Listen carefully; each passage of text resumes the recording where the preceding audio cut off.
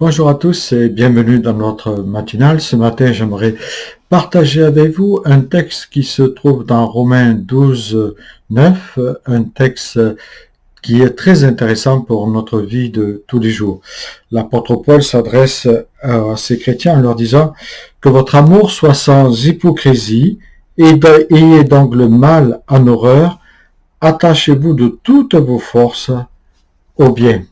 Ayez le mal en horreur, attachez-vous de toutes vos forces au bien. Donc, il est question d'hypocrisie, que votre amour soit sans hypocrisie. Et on s'aperçoit que le péché d'hypocrisie n'était point nouveau à l'époque de Jésus ou de l'apôtre Paul, et de notre siècle aussi, il est toujours présent.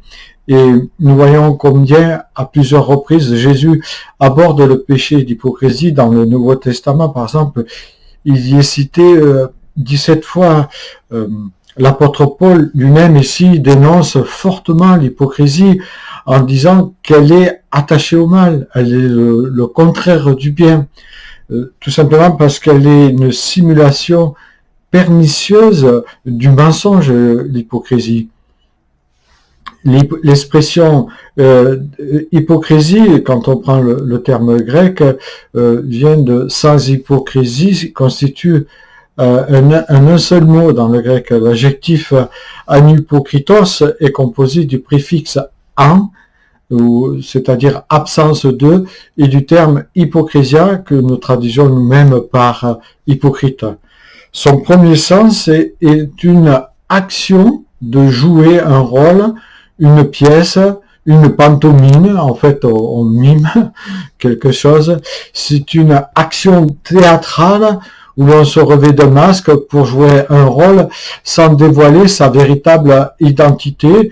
Et l'apôtre Paul fait allusion à cette fête que les Romains avaient droit une fois par an et permettaient à leurs esclaves, où tout était permis sous la dissimulation d'un masque. Encore aujourd'hui, dans certains endroits, on se masque pour faire n'importe quoi.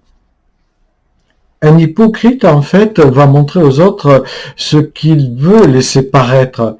Il est très fort pour tout cela, car il est le contraire d'une personne intègre, finalement, d'une personne honnête, puisqu'il cache. Il est celui qui est capable de parler par l'arrière, d'agir par l'arrière, de vous mettre un coup de couteau, après vous avoir endormi votre conscience. Tout simplement, lui, il est hypocrite pour sauver ses propres apparences. L'hypocrisie commence lorsque je joue consciemment un personnage afin de paraître autrement que je suis. Et il y a un but derrière tout cela. Le but et l'intention première est d'en tirer en fait quelques bénéfices une fois que j'ai mis en scène mon hypocrisie. En fait, c'est se cacher par un travestissement volontaire derrière une apparence qui ne correspond pas du tout à ce qu'elle est en vérité.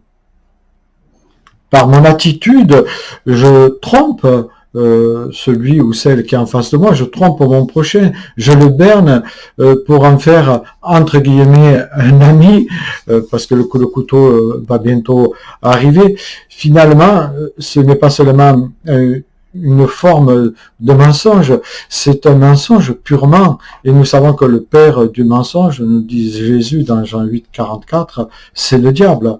L'hypocrisie est un mensonge.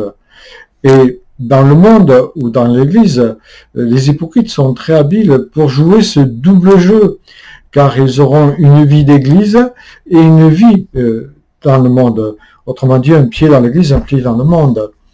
Leur attitude principale, c'est le camouflage. Cela consiste à dissimuler leur caractère et leur véritable intention envers. Ils se composent, en fait, une apparence. Ils savent parader, paraître, ce qui leur vaudra parfois, et même souvent, la sympathie, même la confiance, et certains peuvent aller jusqu'à les admirer de certaines personnes de leur entourage, tellement ils paraissent bons.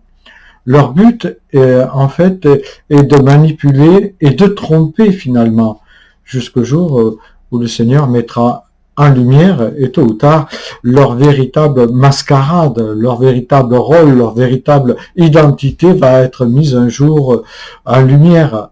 Et Satan lui-même sait aussi se doter de cette hypocrisie, puisqu'il nous est dit dans la deuxième lettre aux Corinthiens, chapitre 11, verset 13, qui se déguise en ange de lumière, et voilà, lui aussi parade.